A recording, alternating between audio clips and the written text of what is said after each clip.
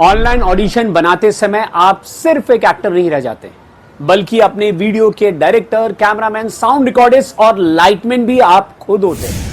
अब रिकॉर्डिंग के दौरान आपको एक चीज का ध्यान रखना है कि आपके फेस पे प्रॉपर लाइट पड़े और आपके बैकग्राउंड में लाइट कम होनी चाहिए। ऑडिशन देते समय आपको इस चीज का भी ध्यान रखना है कि आप किस चीज के लिए ऑडिशन दे रहे हैं। ऑनलाइन ऑडिशन देने वाले का एक कॉमन सवाल है कि ऑडिशन की स्क्रिप्ट को एग्जैक्टली बोलना है ऑडिशन के दौरान या उसमें कुछ एक चेंजेस किए जा सकते हैं। मैं अभी जो ट्रिक्स आपको बताऊंगा उनका इस्तेमाल कीजिए और अगर आप में कोई टैलेंट है एज एन एक्टर तो आपका 100% सिलेक्शन होगा, इसकी गारंटी मैं देता हूं। कोरोना ने पूरी दुनिया को बदलकर रख दिया है और इसका असर हमारे फिल्म इंडस्ट्री पे भी पड़ा है, खासकर कास्टिंग इंडस्ट्री पे। जहां कोरोना के पहले नॉर्मली लोग प्रोडक्शन हाउस या फिर कास्टिंग के ऑफिस में जाकर के ऑडिशन दिया करते थे, वहीं कोरोना के बाद लोग ऑनलाइन ऑडिशन दिया करते हैं। ऑनलाइन ऑडिशन मतलब अपने घर या कन्वीनियंट प्लेस से अपने खुद के मोबाइल फोन या फिर कैमरे से ऑडिशन रिकॉर्ड करके प्रोडक्शन हाउस या फिर कास्टिंग डायरेक्टर को ऑडिशन भेजा जाता है। जैसे वैक्सीनेशन और प्रॉपर प्रिकॉशन लेकर के कोरोना पे सफलता मिली है, वैसे ही मेरे कुछ ट्रिक्स को फॉलो करके आपको ऑडिशन में भी सफलता मिल सकती है। आज के इस एपिसोड में मैं उन ट्रिक्स के बारे में बताऊंगा। हाय, मैं हूं अमित झा और आप देख रहे हैं एजेस मूवी वर्ल्ड, जहां आपके सपनों को हकीकत बनने का रास्ता दिखाया जाता है। Try to play, but you're never gonna beat me. Look the other way, what I'm doing. Online audition बनाते समय आप सिर्फ एक एक्टर नहीं रह जाते, बल्कि अपने वीडियो के डायरेक्टर, कैमरामैन, साउंड रिकॉर्डिस्ट और लाइटमैन भी आप खुद होते हैं।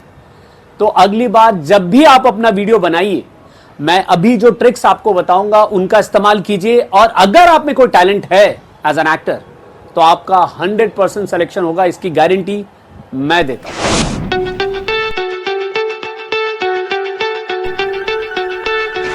ऑनलाइन ऑडिशन के लिए सबसे ज्यादा जरूरी है एक अच्छे क्वालिटी का कैमरा। ये कैमरा आपके मोबाइल का कैमरा हो सकता है या फिर वीडियो रिकॉर्डर के कैमरे का कैमरा या फिर किसी स्टिल के कैमरे का कैमरा जिसमें वीडियो रिकॉर्डिंग हो।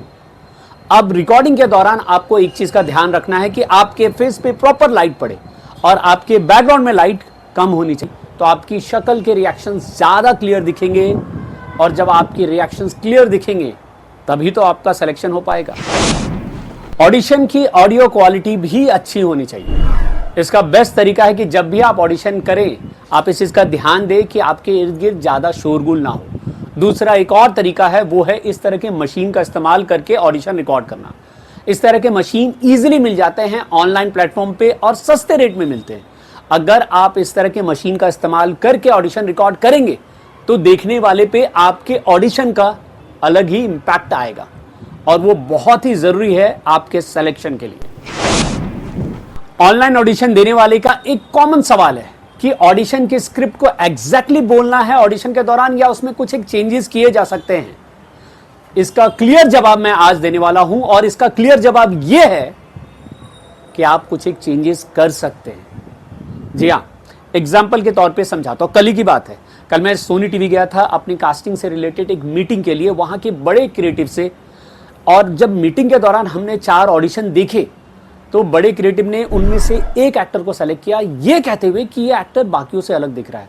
बाकी तो मशीन के जैसे डायलॉग बोल रहे हैं, बाकी सब ने भी अच्छी एक्टिंग की थी, लेकिन फर्क था वो चेंज।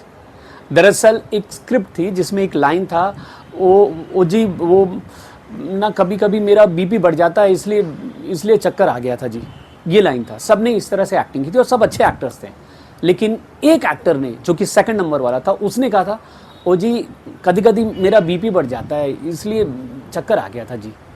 अब उन्होंने कभी कभी के जगह पे कदी कदी कर दिया।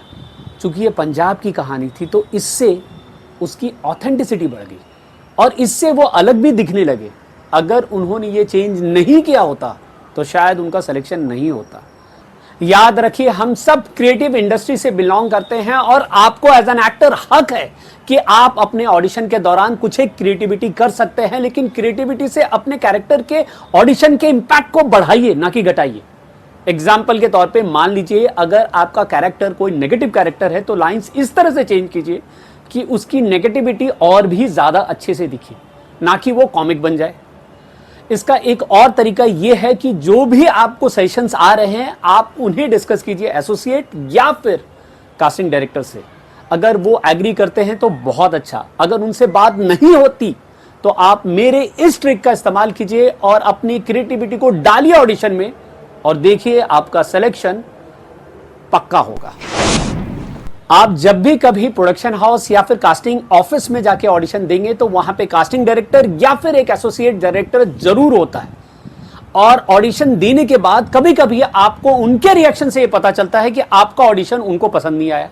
ऐसे में आप उनसे रिक्वेस्ट करते हैं समझाने के लिए कि आप ऐसा क्या करें कि आपका ऑडिशन बेटर हो सके। इसके अलावा वो आपको एक ऑप्शन भी देते हैं कि आप अगली बार फिर से ऑडिशन दे सकते हैं, लेकिन ये सारे ऑप्शन आपको ऑनलाइन ऑडिशन के दौरान नहीं मिलते।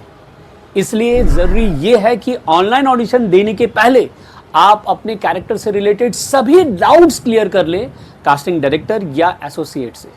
उसके बाद उनके सजेशंस को इनकॉर्पोरेट करके एक बार ऐसा ऑडिशन दें कि वो आपका बेस्ट ऑडिशन हो और आपका बेस्ट ऑडिशन ही आपका सिलेक्शन का रीजन बने। ऑडिशन देते समय आपको इस चीज का भी ध्यान रखना है कि आप किस चीज के लिए ऑडिशन दे रहे हैं। आपको शो के रिक्वायरमेंट के अकॉर्डिंग अपने एक्टिंग स्टाइल में बदलाव लाने हैं। एग्जाम्पल के तौर पे मान लीजिए अगर आप डेली सोप के लिए एक्टिंग करने वाले हैं तो आपकी एक्टिंग स्टाइल डेली सोप के स्टाइल में ही होनी चाहिए ऑडिशन के दौरान। वहीं अगर आप फिल्म या वेब सीरीज के लिए ऑडिशन दे रहे हैं तो आपकी एक्टिंग स्टाइल उस तरह की होनी चाहिए।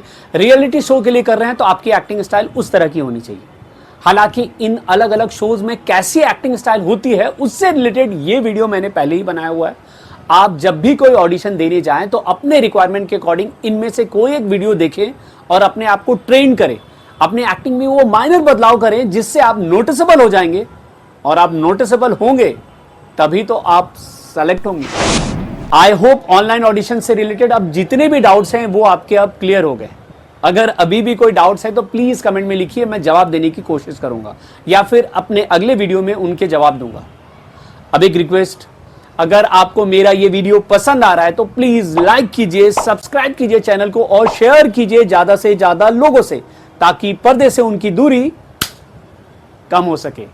अब अपने सपने को पूरा करने के मिशन में जुट जाइए और इस मिशन में आपकी मदद करने के लिए मैं अपना अगला वीडियो लेकर के आऊंगा मंगलवार को 5:54 पे इसी चैनल पे। तब तक के लिए keep trying hard until you succeed.